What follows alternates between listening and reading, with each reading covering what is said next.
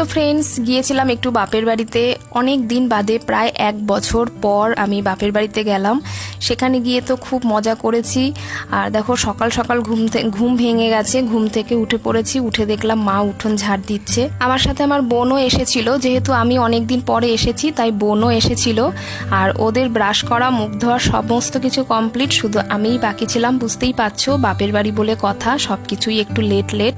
তো যাই হোক, আমিও ব্রাশ করে নিলাম, মুখ ধুয়ে নিলাম। আর এই কলপাটটা আমাদের নতুন, যেহেতু এই ঘরটা নতুন করা হয়েছে, তো সেই জন্য এই কলপাটটাও নতুন করা হয়েছে। তো মুখ ধুয়ে ভালো করে জায়গাটা ধুয়ে পরিষ্কার করে এবারে ঘরে যাব। ঘরে গিয়ে সবাই মিলে একসাথে চা খাবো।